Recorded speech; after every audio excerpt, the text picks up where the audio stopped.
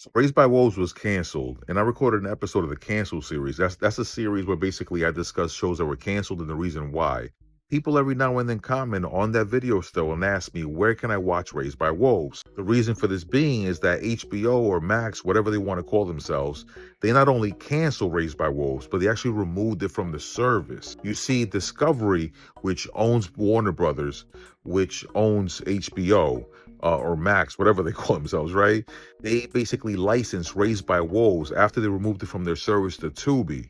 So why is that a problem? Well, Tubi is ad supported. That means if you go watch Raised by Wolves on Tubi, you have to watch ads. You got to watch commercials. So that means that the experience has been diminished because you can't watch Raised by Wolves like an original fan did, like I did without being interrupted. Now you have to watch Raised by Wolves with interruption. So it's a lesser experience.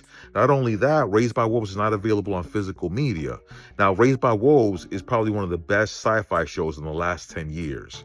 It's about two androids who are raising like this flock of children on an alien planet. There's a whole bunch of mysteries in it, and there's also like things they have to conquer and fight on this planet. So that doesn't do it justice, honestly. The show is awesome. And it's sad because since it's not on physical media, and there's news now, rumors that Warner Brothers is going to be sold to Paramount, another change in hand. So that means that the HBO Max library and Raised by Wolves and shows like Raised by Wolves may not be available in the future. And if they are available, let's say they get licensed also to some other like service, also be subject like to ad supported interruption. So again, the experience is diminished, the experience is different. And it's not just about removals with shows Raised by Wolves. It's also about the fact that creators can actually edit the content on there. They can actually edit the shows. Like recently, James Gunn, who I'm a fan of his movies, he actually edited like the recap of Peacemaker.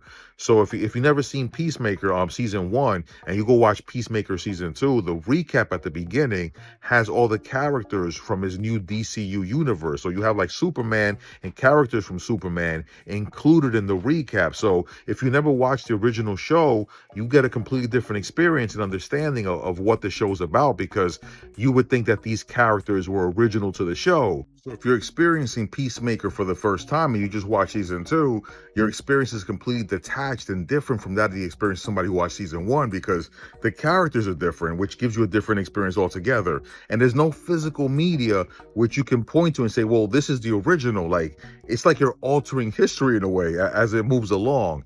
And this is nothing new. If you're a Star Wars fan, you already experienced this in the past when the whole Jabba the Hutt scene was included, or Anakin Force Ghost. Like, these are things that happened before, but before there was physical media, and you can have two different versions, two copies of a film, and at least you can point to and say, well, this is the original, this is what the original experience is.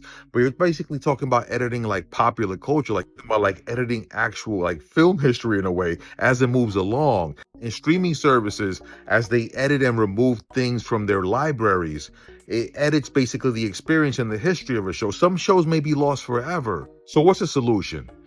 Streaming services obviously need revenue, and in the case of HBO Max, whatever you want to call it, they had to license the show after they canceled it to Tubi.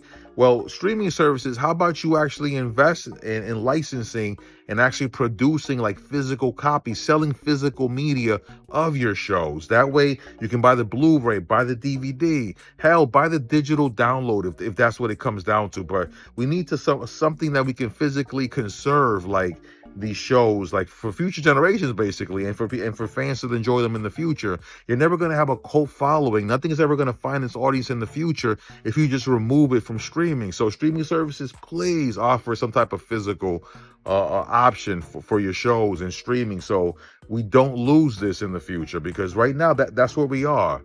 Guys, this is a Tone Show. Put it in the comments. Let me know what you think. Like, are you concerned about the fact that all the streaming shows, if you're a Netflix fan, right, if you're subscribed to Netflix, the streaming shows that you enjoy or HBO Max might not be there in the future, and there's no physical copy of them anywhere. So how are we going to watch those shows? Put it in the comments.